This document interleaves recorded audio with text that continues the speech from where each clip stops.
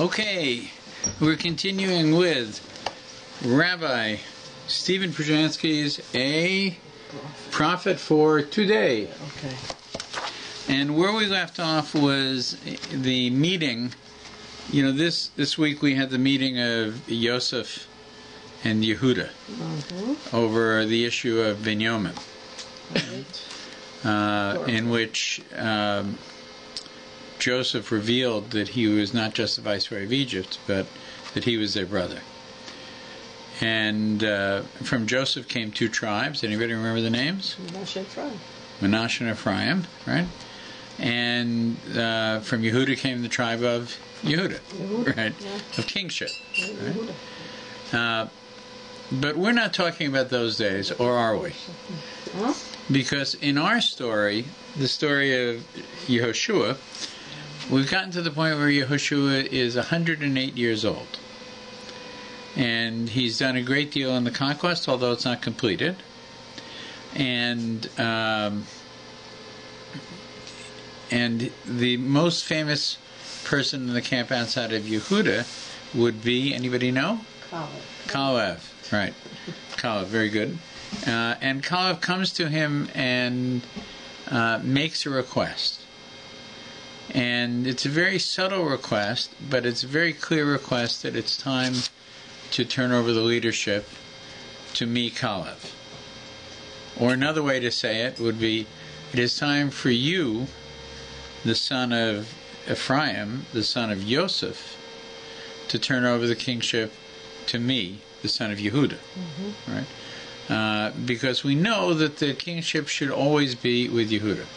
We just finished Hanukkah, in which we had a glorious victory over the enemy by who? Which tribe? Levi, right? And sadly, we know that it ended over time in disaster.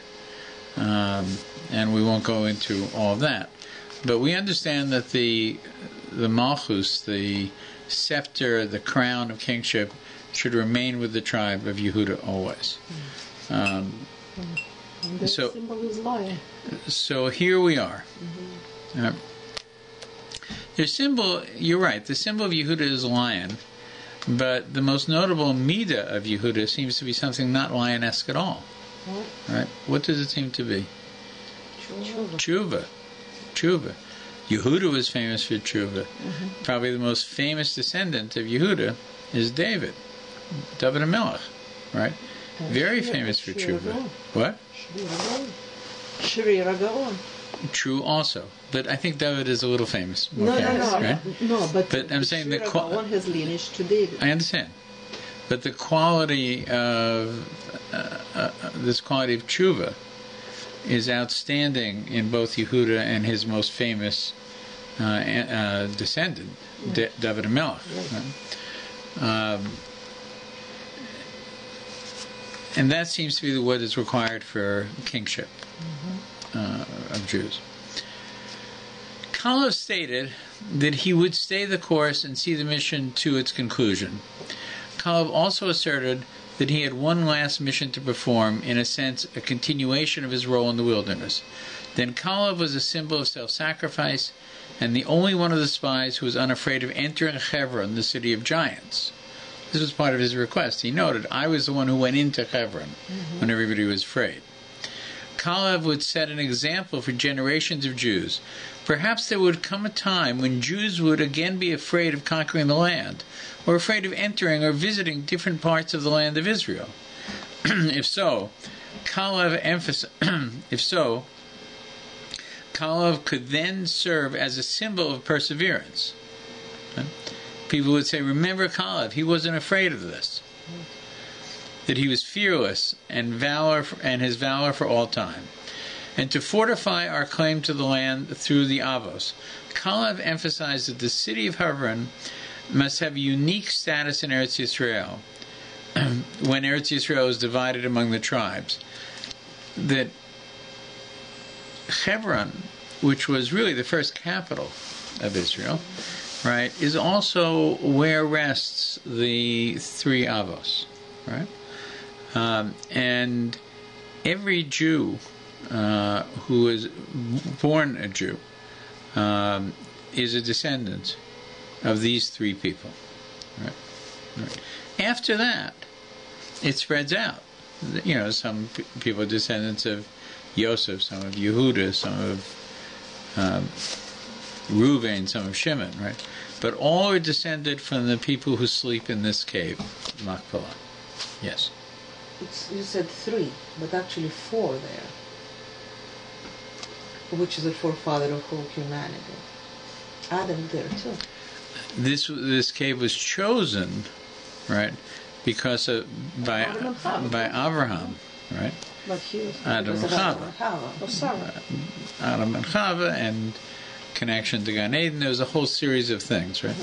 But the Machpelah is the family burial plot of the Jewish people. So why we called Gers Bnei Avram? What? Why we say about Gers that they're Ben Avram? Because we see him as the father of our people. Because he was given. In so it means that they are part of the family. What? It means they are part of the For sure. For sure. But biologically, what I'm saying is, biologically, not all Jews are descended from David or from Moshe. They're not all descended from Reuben, right? They are all descended biologically from those three. Because after that, it spreads out. Right? You know, we don't say, oh, this Jew is descended from Ishmael, you know, or from Esau, right? It has to be along that line, right? And then it spreads out after that. In terms of people who are Gerim, right, they are descendants of the first Ger, our father, Abraham, in a sense. And that is why we do it. No, they're no less a part of our people. But in terms of biological descendant, physical biology, we're only all descended from these three. The rest, we don't know who's descended from what, with the exception of Laban. No, but you ask why they called Abraham, because the Hashem told Abraham that you will be the father of all the people. Abraham, you will be the father of the... No, we're talking about Gerim. Oh, the Gerim specifically, we say we don't call them Ben Yaakov, or we could, or Ben Yitzchak, but we go back to the first. And say, no, but I understand. But for Gerim, I don't think there is much of a difference. They still belong there when they accept on themselves the Geros, so they become and belong completely to the Jewish people, and that's why the Avram is their father the same way. No? Yeah, you're answering a different question. That's all. I think you're answering a different question. Okay, maybe. I think your question was, why not call them for any of those three? Was it not? No, because biologically, Abraham is not from the... It's not like that he came from nothing and God created him as separate. He has some genes too, from yeah. No, that's right. He has genes that go back. They go back to Shem, right? And then to Noah and to Adam. Right? But we view Abraham as the first individual who not only accepted, he wasn't the first, by any means, he wasn't the first person to be a monotheist. Many were before him, starting with Adam. Right? But he was the first one to perceive God in the similar sense to we perceive God today, and to go out and to tell this story. And to do it courageously, against all odds. His life was at stake many times. He had many sacrifices for it. So we see Abraham as the father. We see the three of them as our fathers, but we see him as the father of the other two, in a sense. It's not as though he is the first monotheist. Heaven forbid anybody believe that. Ramban, we've talked about this before, just very briefly, as we're coming to the conclusion of the slavery, we're just entering the slavery, the conclusion of it, I think maybe in Beshalach, I'm not sure, Nachmanides traces the history of monotheism. Because when he's looking at the plagues, he's pointing out that one of the purposes of the 10-part class for Paro, called the plagues, was to put an end to all of the heresies that existed. There were many different heresies that existed in the ancient world. It's not that the ancient worlds were by any means atheists. They were big believers in not just one God, but many. Right? But they also had a lot of concepts we deal with today. Did God create the world? Yes. And then, what did he do after that? Did he go to Boca Raton and retire? You know, it was a big job. He might have been tired, right? So he set it all in action, and that's it, right? Or God is great and he created the universe, but there are forces that struggle against him, right? And he's greater than them, but there's contests that go on. So there are many different heresies connected to the creator of the universe, right? And Nachmanides points out that one of the purposes of the leaving Egypt and the process of doing it was to deal with each of these individually and to put an end to them. Mm-hmm. Why am I bringing up Nachmanides? Because Nachmanides, you know, we like to think of ourselves as the founders of monotheism. But he points out, no, that's not how it was. Really, monotheism was the first faith of man. Adam didn't think there were two gods. Mm-hmm. He was very clear there was one, and he had made a mistake with that one God, and it was not something he was very embarrassed about.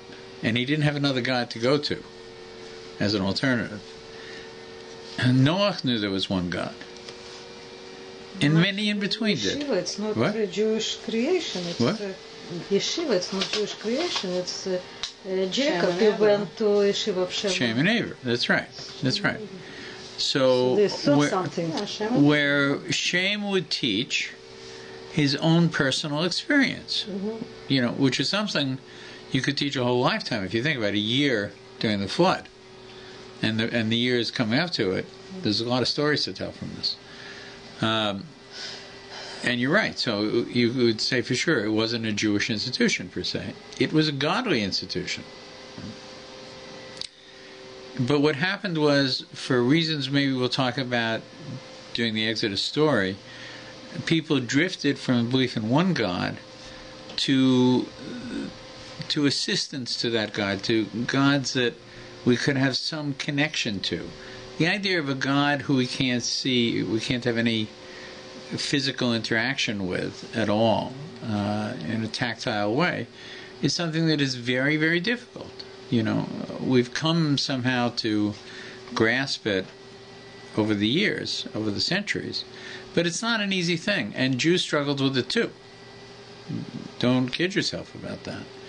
Jews struggled with this as well. So the ancients said, well, look, okay, there is a creator, but there are other forces that he uses, right? So we'll connect to those other forces, but we know where they come from. And then 2 generations later, those other forces actually become the gods. Okay, so it's wind and it's rain. But we know what wind and rain is, but we can't really get a handle on them. They're out there. We know what it is. So let's create something that represents them. Maybe a statue. Mm-hmm. Right? We know that statue is not the creator. Right? But that statue represents the creator using forces that we recognize in our world. And so that's how we'll do our worship. Right? So then that's how the idols appear. And then, and then generations later, the idols themselves became the gods. Mm-hmm. And that's when it started to get kind of just silly at that point. And that was turned over by Avraham. That's the significance. He's the one who turned it back around to what the original plan was. Mm-hmm. Okay? All right, let's move on.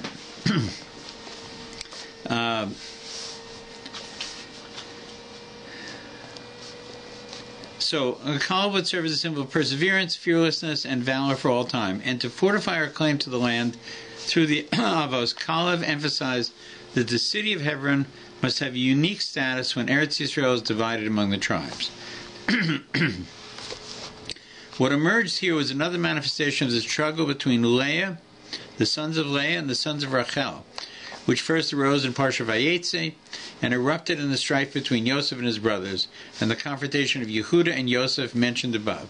Mm-hmm. Once again, the offspring of Leah, Kalev, through Yehuda, asserted his prerogative against the offspring of Rachel, through Yosef, Yehoshua, and Ephraim.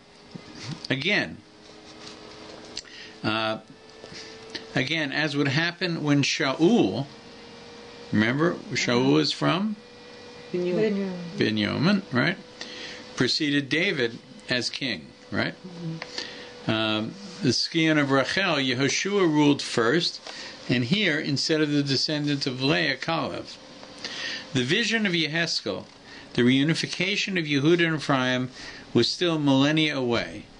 Why does the Jewish history unfold in this manner? So let me just read you a little bit of the Haftorah of Yeheskel that is about what will come in future days. Okay, it's a short piece, but it's worth noting. It's actually the Haftorah from Vayigash. The last chapter that we just said. Yeah, Yeheskel, Ezekiel 37:15-28. And the word of Hashem came to me, saying, "Now you, son of man," Ezekiel, "take yourself one wooden tablet and write upon it for Yehuda and the children of Israel, his comrades. And take another wooden tablet and write upon it for Yosef, the wooden tablet of Ephraim and all the children of Israel, his comrades. And bring close to yourself one to the other, like a single wooden tablet, and they shall become one in your hand. Now when the children of your people say, will you not tell us what are these to you, the two tablets? When the people ask this question, behold, I take the wooden tablet of Yosef, which is Ephraim, and the tribes of Israel, his comrades, and I shall place them with it together with the wooden tablet of Yehuda, and I will make them one wooden tablet, and they shall be in my hand. And the wooden tablets upon which you will write shall be in your hand in their sight." He wants God is asking Yeheskel to do what is it called in school? Show and tell. Right? Here's the two tablets, going to put them together. This is what the future holds, right?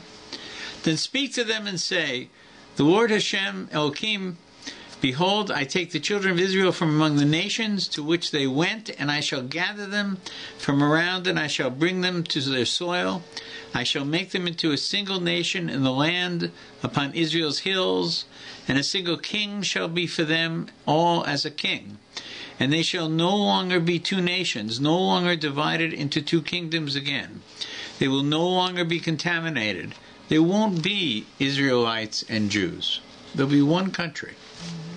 He was saying, well, it was a two yeah, there was a northern kingdom and a southern kingdom, right.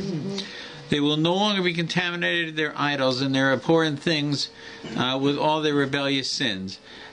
And I shall save them from all their habitations in which they sinned, and I shall purify them, and they shall be for a people unto me, and I will be a God unto them. And my servant David will be king over them, and there will be a single shepherd for all of them. And they will go in my ordinances, and they will observe my decrees and perform them. They will dwell in the land that I gave my servant Yaakov, within which your forefathers dwelt, and they shall dwell upon it, they, their children, and their children's children forever. And my servant David will be a prince over them forever. We should say Amen, I think, now, right? So this was the promise that was made for the third temple. He lived in town of second temple. At the end, yeah. But what exactly text was written on the tablets? What kind of a text? Oh, that was it. He said it was just very simple, right? It was the name of the two kings, Ephraim and Yehuda, right? And this represents everything that is Ephraim. See, part of the problem was this is my view. This is my view. I think part of the problem is once there was a division of the kingdoms, then there was a very central problem, right? Only one of the kingdoms could have Jerusalem and the temple in it. The other couldn't, right? Because there's only, we didn't have East and West Berlin in that sense. Jerusalem has been divided many times, sadly, right? Not again. But at this point, right, Jerusalem was in the southern kingdom, And there was no temple in the northern kingdom. So what to do? Right? Well, I'm king of 10 tribes. I don't have a temple. I will build a temple. So I built a temple, and I prevented my people going on pilgrimage festivals to the southern kingdom, to Jerusalem. I wouldn't let it happen. Right? Now, since I have my temple and they have their temple, there's only one true temple, I can kind of start to do anything I want in that temple. I can make up my own religion, which is exactly what happened, right?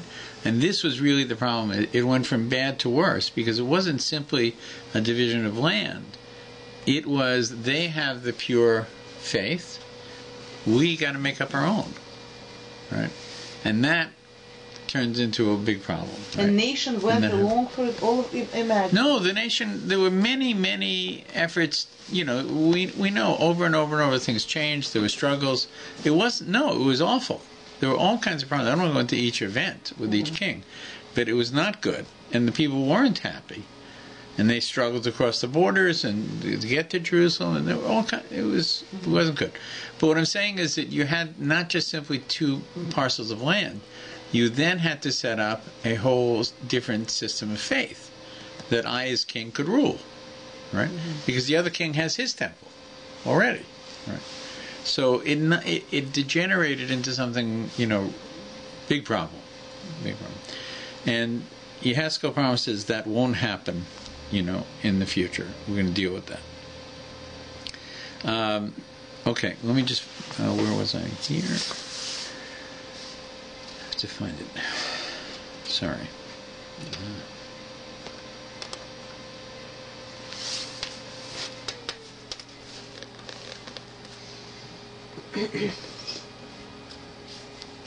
Right, okay. The vision of Yeheskel, the reunification of Yehuda and Ephraim, still millennia away. Yehoshua was the second leader of Israel, but in a sense, the first native homegrown leader. And this is very interesting. Moshe, to all intents and purposes, have been raised outside the family. This is a little thought he's giving us from Rav Shalom Gold of Yerushalayim on Parsha Shemot. Moshe, to all intents and purposes, had been raised outside the family in Israel. First in the palace, and then as a fugitive for 6 decades. He hadn't lived a Jewish life. Right? When he came to Yithro, what did the daughters say? There's an Egyptian who saved us. He sounded like an Egyptian. He dressed like an Egyptian. What did they know? His name could have been perceived as Egyptian very easily. So he wasn't like the slaves. For over 6 decades and 20 years, so it was, in about 80 when he returned to them. Moshe returned to the Jewish people at an advanced age of 80. And not coincidentally, Moshe's leadership was constantly challenged by Dasan and Aviram, by Korach, by the spies, by various groups among the people. On some level, he was perceived as never having suffered in Egypt, as did everyone else, and so was never fully embraced by the people. That's good. Yeah. It might indeed have been one of the causes of Moshe's initial reluctance to even assume the position of leadership. Who am I to go back and talk to a nation of slaves and say, I'm Bill Clinton. I feel your hurt. I feel your pain. Right? They're saying you feel nothing. Yeah. You don't know, right? Your brother Aaron at least stayed. Right. I actually disagree. Yeah, I didn't feel a lot too. Yeah, because he has much more to lose than the slaves. Slaves losing just their king. He lost everything. Everything. Kingship. He was a prince. He was a prince. He has much more. And by the way, Jews have a tendency to appreciate much more. He went on to be a king somewhere else. Right? It's what happened. He didn't know he's going to be king. No, he didn't know. He didn't know. This is why he became a king. But you compare his life to somebody who lived in the mud pits of Egypt all his life. You're saying, he made $1 million and he lost $1 million, so he's sympathetic for him suffering, as opposed to the guy who's been homeless all his life. No, it's not what she's saying. It is. No, he had much more to lose than slave. And that's what I'm saying. And usually slave appreciate much more. Look, he is joining his life with ours. Even he wasn't suffering. No, we understand the merit of his doing it, right? But we can't be sympathetic to him that he feels our pain, because he didn't know our pain at all. True. He didn't know. He was never lashed on the back with a whip, right? He didn't have a hungry day. He didn't go to bed, suffering on a regular basis. And that's now why he's when for 40 years he's with us, losing everything what you're just saying What? about. When he's losing everything. What can lose slave? No, well, the argument is this: is it worse to have been very wealthy and to be poor, Yeah, or to have always been poor? absolutely. Right? And I think, when that poor means a slave to the Egyptians under these conditions, it's much better to have been wealthy and lost everything, and then make it back again. He was very Yeah, but entrepreneurial. he didn't know That's it's clear. going to make it back. But he did. When he ran from Egypt, he ran with nothing. No, if you're saying was it a courageous thing to kill the Egyptian to defend the Jew? And Yes, plus, it he was. didn't know he's going to be Right. king. And by the way, I don't think he thought he was going to have to run either. He was a prince of Egypt. It was his first really big awakening that, hey, And it wasn't we know exactly who you are. awakening. He knew exactly who he was. He knew because his mother, she was always with him, and his Yeah. sister. He knew exactly Yeah. where he was. It's not... and still, you know what? Knowing that you are a Jew and sitting in the palace, enjoying everything, and your brothers, they're slaves. Yeah, maybe this is why they hated him. Not because he Yeah. left. Because Why he didn't knew you leave exactly earlier? what he was. What? Why didn't you, Yeah. get up earlier? What I'm saying is he didn't have the experience of slavery. He didn't have the experience of slavery. You can't argue it. It just didn't happen. Okay, he had the experience of being on the run. It has its own disadvantages, but not slavery in Egypt. That was pretty rough. And if we are looking politically, so Paro had all reason to be afraid of him, because as we know from the Torah, Jews, there was a big nation in Egypt. Yeah. And plus they have somebody inside the palace living from this nation. Yeah, and obviously there were jealousies with Paro's own son. His birth son, right? So, no, he had reasons to worry. On the other hand, Jews, You have a mole. what? Mole inside the... But by the way, it wasn't new. Remember, the last Jew who was in the palace made Paro very rich, and then Paro forgot about him. Right? Yosef. Right? So, this experience is not a new experience, and it continues today. Right? Let's not start about his... Right.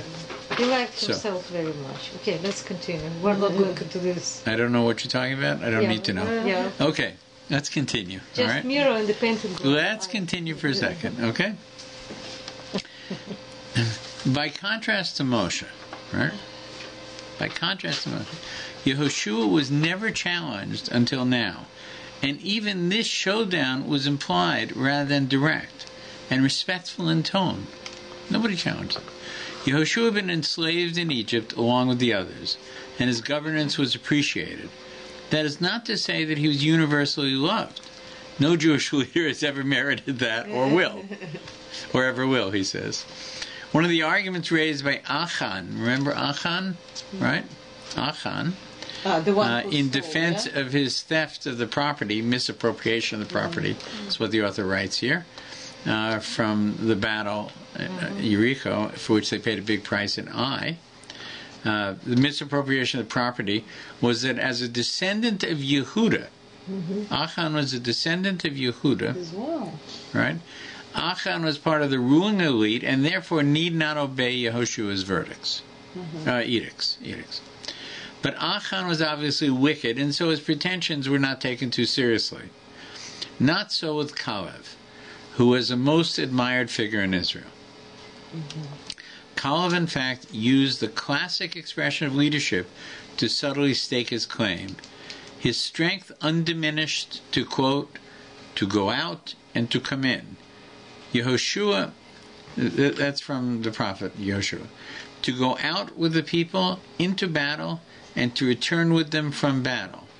He does not stand aloof, issuing orders from a distance. This is a euphemism for leadership employed by Moshe. when he sought a successor, who shall go out before them and come in before them. Can I ask you one question? In these words, familiar to Yehoshua, Kalev asked for the reins of leadership. Yes. When Moshe knew that a ruler of Israel is supposed to be from Yehuda, by appointing Joshua, who was from Ephraim, he was setting him up for this situation. It was nobody else that he could, or he could say, you're for this period of time, you do this, and you have to... Well, no, God indicated to him that it was Yehoshua, that it wouldn't be his son, and it was Yehoshua. His right? son wouldn't work either. So you could say that God was setting up Yehoshua. No, I don't think it was that. I think we're talking about different stages in history. Moshe is called many things, among them a king as well.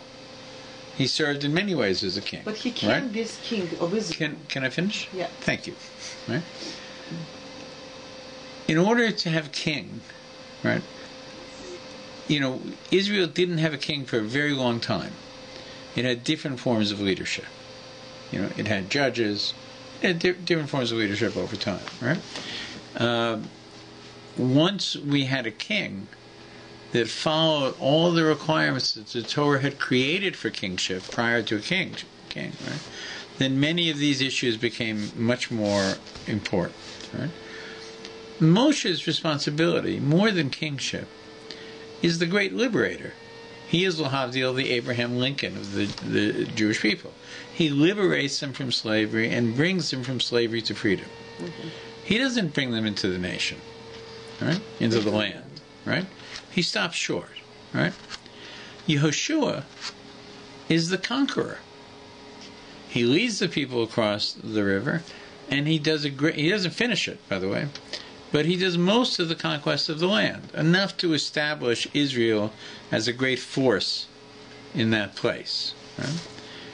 But does he unite the tribes into a formal nation? In some ways he divides them. He gives them their pieces of land, and there's a great deal of autonomy that goes on. And there's very little central authority. His job was to conquer the land. Right? But he doesn't do it on his own.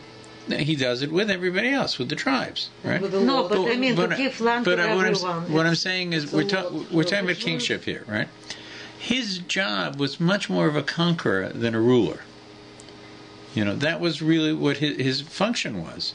He went into a land that was not a Jewish land, that was promised to the Jews, and step by step conquered it, right? He didn't serve as a king of a united nation.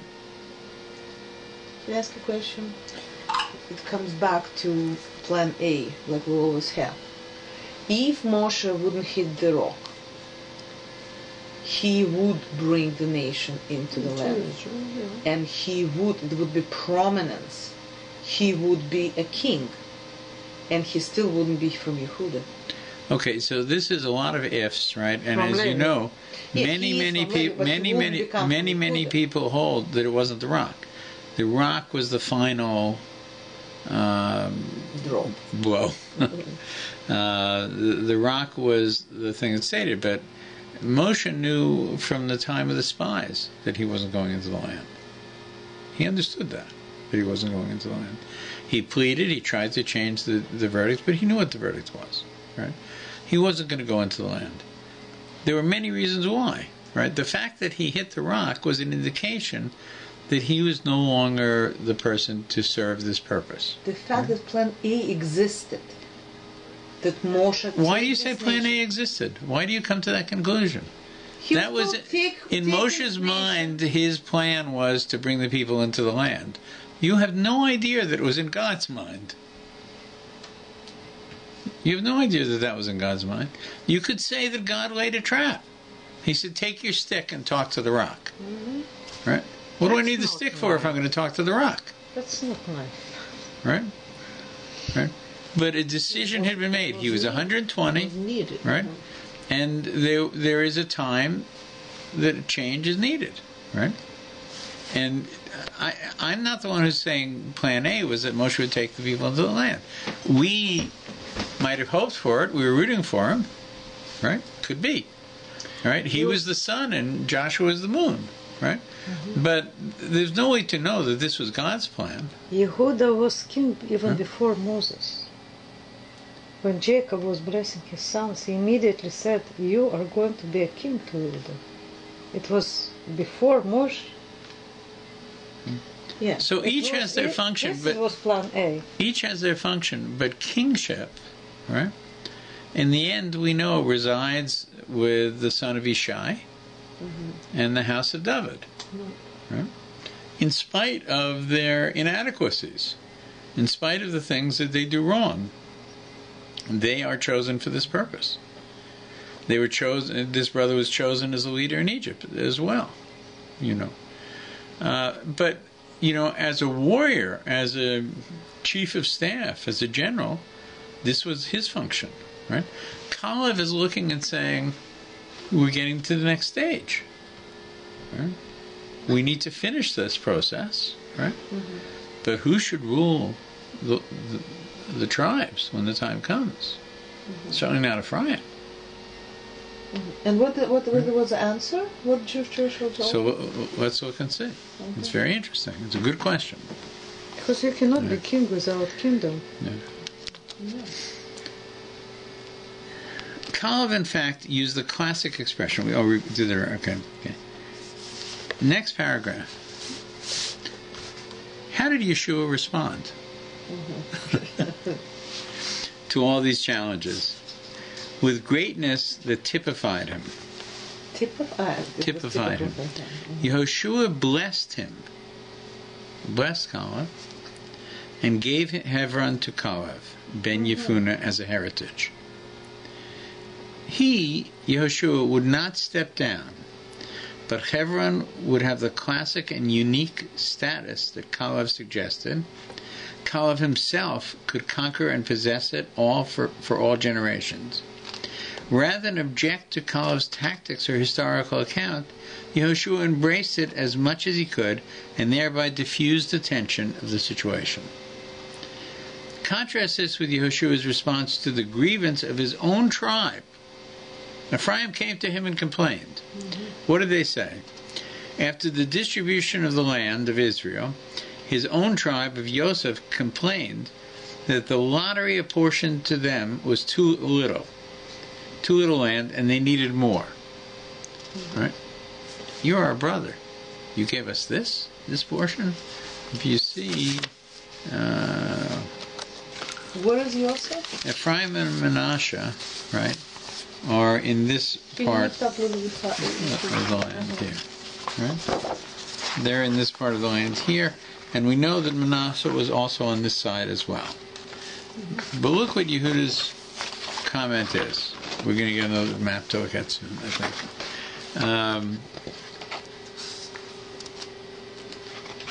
Yehoshua says to his tribe when they complain, Yehoshua said to them, "If you are such a numerous people, go to the forest, ascend to the forest, and clear an area for yourselves in the land of the Perizi and the Rephaim, and other tribes, non-Jewish tribes. The mountains of Ephraim shall be yours, because it is a forest. Cut it down on the outskirts, and the outskirts of it will be yours." Yehoshua's tribe sought special treatment, and he said, in effect, "You need more land? Capture it yourself." Their pleas did not move him at all. Right?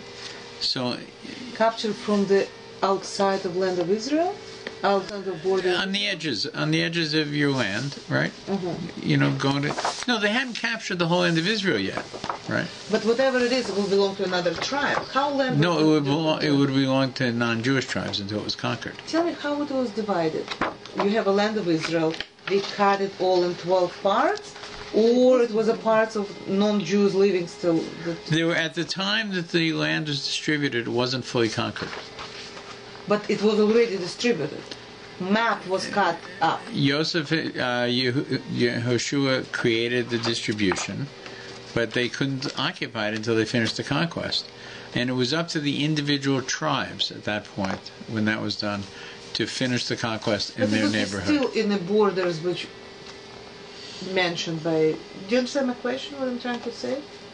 The enemy tribes were still within those borders. But it was your land with the enemy inside. No, by the way, the land on the other side of the Jordan, right? Menashe and Reuben and who was the third? God. God. No, yeah, God. And half of Menashe are on the other side of the Jordan. God and Menashe. Right. It's a part of... No, Reuben, God. I think it was God and Menashe, the left. No, it's here. It's there you go. Reuben, right? Mm-hmm. God, okay. Right? And half of Menashe. Here's half of Menashe. Mm-hmm. Half of Menashe. Right? Okay. They requested it, remember? Yeah. Right? They didn't want to say, we will go and fight the same as all the other brothers. That's right. Okay. So this was the quality of, a very interesting quality of leadership in Yehoshua. He knew, Kalev is Kalev, and he deserves respect. He's earned respect. It's his share. I'm not going to dispute with him. Can I just ask you a question? If they pull the lot, on the lot it says that Hebron belongs to Kalev. No. Hebron was not distributed by lot. Why? It was a gift because of the argument he made. I was the one who went there. Hebron is everything separate. Else was Hebron more than Yerushalayim. More than Yerushalayim, right? Hebron is something that is unique, and I mean unique, to the Jewish people. Not mentioned it is the burial plot of the family. It is not something that gets distributed. It has to be held on its own. It should have a specific status of belonging to all tribes. No, it's within the tribal allotments, right? You just took it from me. Yeah. Oh. Okay, so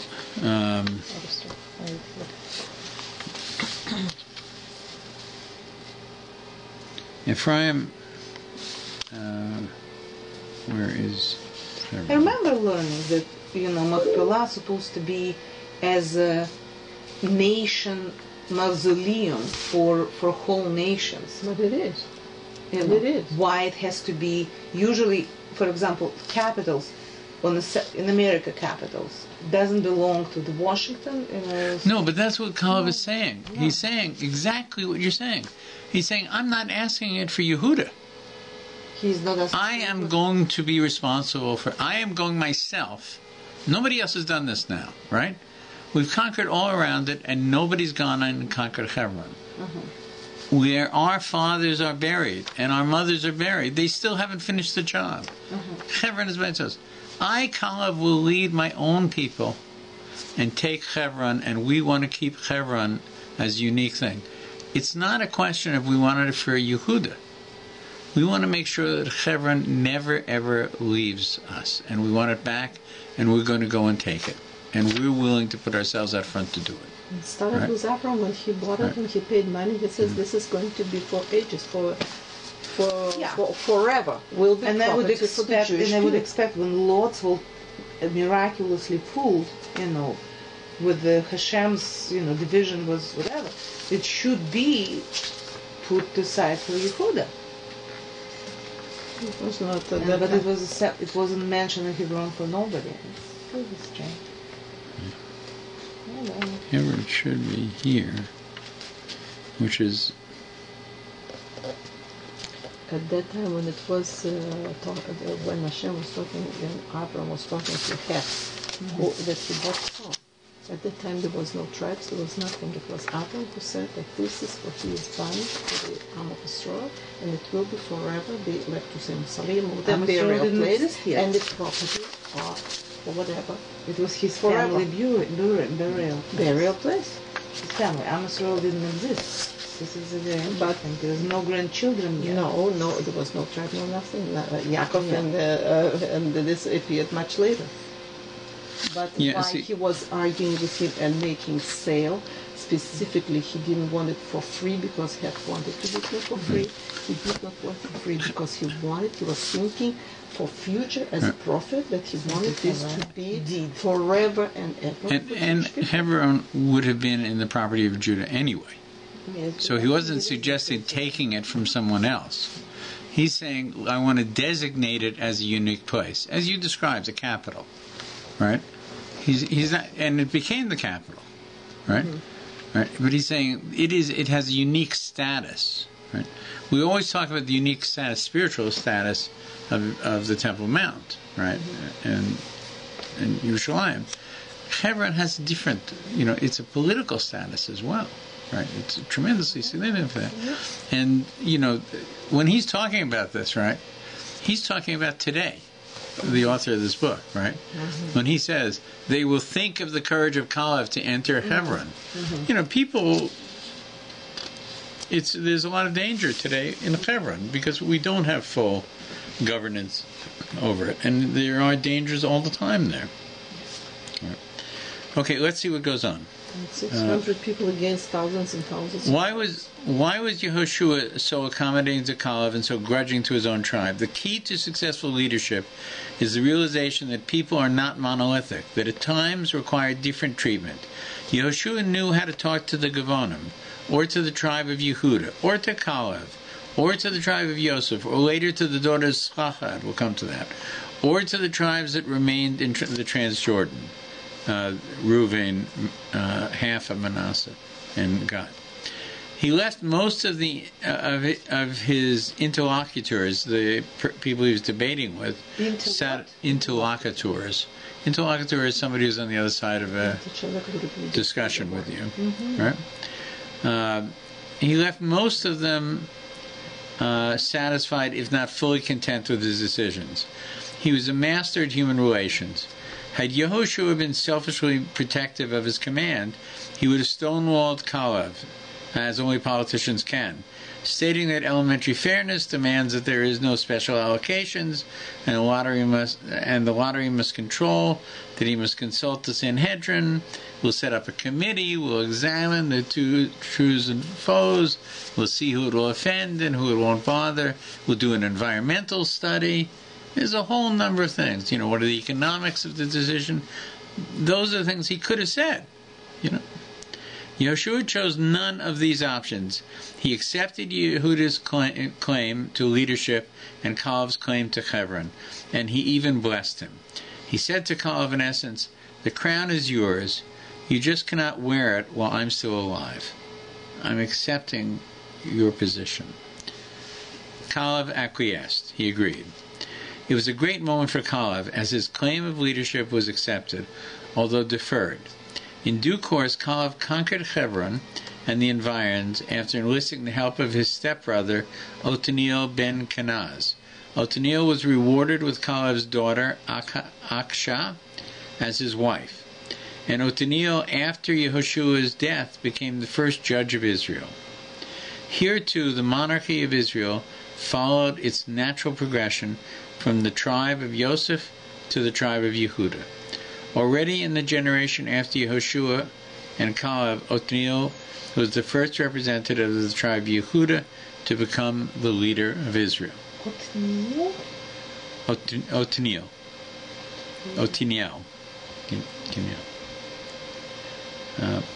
We'll hold here.